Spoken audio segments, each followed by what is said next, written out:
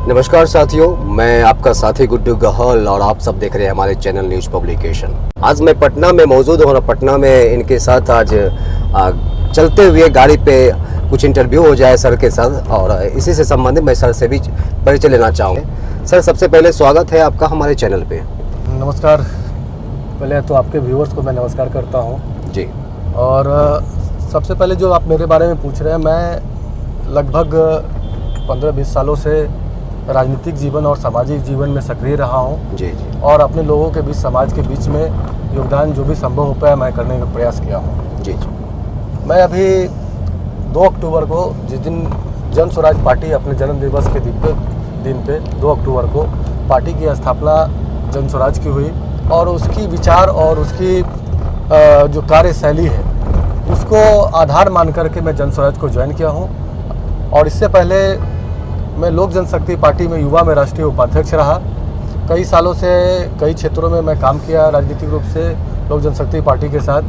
और इसके अलावा आपने जो समाज की बात किया, अखिल भारतीय कायस्थ महासभा जी एक संस्थान है जो 1887 की संस्थान है और उसके अभी जो वर्तमान राष्ट्रीय अध्यक्ष हैं पूर्व केंद्रीय मंत्री सुबोध कांत सहाय हैं। उस महासभा में जो राष्ट्रीय स्तर पे है उसका मैं युवा का राष्ट्रीय अध्यक्ष हूँ और अपने समाज में राष्ट्रीय स्तर पे और प्रदेश स्तर पे लोगों को जागरूक कर रहा हूँ। उनके जीवन के उसके बेहतर के लिए हम लोग प्रयास कर रहे हैं। जन स्वराज पार्टी की अगर हम बात करें, पूरे पटना में 2 अक्टूबर को जो विशाल एक जनसभा हुई है, उसमें क्या लगा आपको? कितने लोग उसमें आई होगी और कैसा उसका जो है लगता है कि आगे आने वाले विधानसभा चुनाव में कैसा रिजल्ट मिल पाएगी?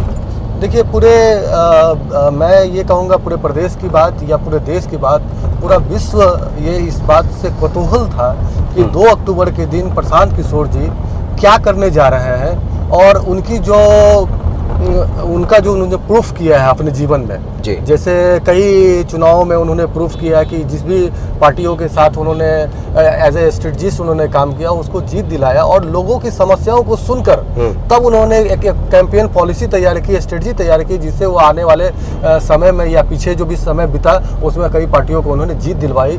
तो ये एक विश्वसनीयता के साथ प्रशांत किशोर जी ने 2 अक्टूबर को जन स्वराज जो एक अभियान के रूप में चल रहा था, जो बिहार में जो पलायन है, बेरोजगारी है, रोजगार नहीं है, महिलाएं जो परेशान हैं, जिनके पास आप देखते होंगे कि गुजरात, मध्य प्रदेश, पंजाब, हरियाणा सभी जगह बिहार के लोग मजदूर के रूप में पलायन कर गए हैं जी जी। तो ये जो समस्या, जब वो प्रशांत किशोर जी काम कर रहे थे बिहार में, तो उन्होंने जब अपना मूवमेंट चलाया तो उन्होंने पाया कि बिहार में बहुत सारी समस्याएं हैं और ये समस्या नई समस्या नहीं है, ये समस्या पुरानी समस्या है। 1965 के बाद से बिहार की जो बदहाली हुई है वो आज तक बदस्तूर चल रहा है। तो क्या लगता है अगर जन स्वराज पार्टी की सरकार आती है तो कैसे प्लान को रोका जा सकता है? देखिए, मैं अभी आपको बताया कि प्रशांत जी एक स्ट्रेटजिस्ट के रूप में काम किया है, अपने आप को उन्होंने प्रूव भी किया है, तो उनके पास सारी योजनाएं हैं। अभी जब पार्टी की स्थापना किया उन्होंने वेटनरी ग्राउंड से, उन्होंने 5 मुद्दा बताया कि जो बच्चे जन्म लेंगे यानी 0 से 15 साल, उनके लिए भी उनके पास योजना है। 15 साल के बाद जब बच्चे पढ़ लिख जाते हैं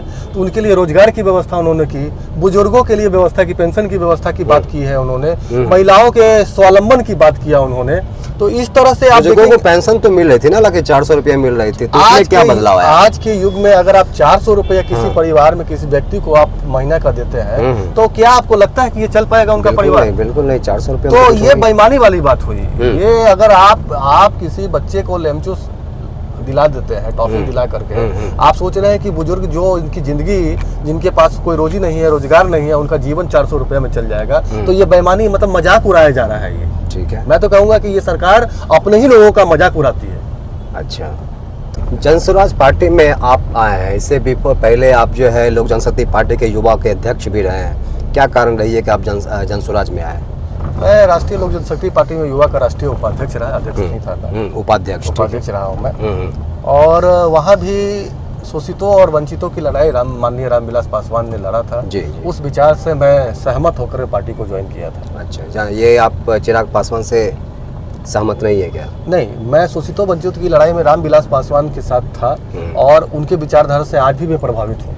मैं उनकी लड़ाई लड़ने के लिए, और आज देखेंगे कि जब पार्टी का बंटवारा हो गया, 2 गुट में पार्टी बट गई, तो जो विचारधारा थी वो बट गई। अच्छा, विचारधारा बट गई, शोषित वंचित आज बेघर हैं, उनको समझ में नहीं आ रहा है कि किधर जाए वो, किनका साथ, कौन उनका साथ देगा। तो आज जो प्रशांत किशोर कर रहे हैं उसी शोषित वंचितों की बात वो कर रहे हैं। अच्छा। तो उसकी लड़ाई प्रशांत किशोर लड़ने जा रहे हैं, इसीलिए उसी विचारधारा के साथ, मानवता के विचारधारा के साथ हम लोगों ने प्रशांत किशोर की इस अभियान को और पार्टी को मजबूत करने के लिए उनका हाथ थामा है और लंबे समय तक उनका साथ देंगे जब तक बिहार में बदलाव न हो, अपना सुंदर बिहार न बने, जन स्वराज न बने। बिल्कुल।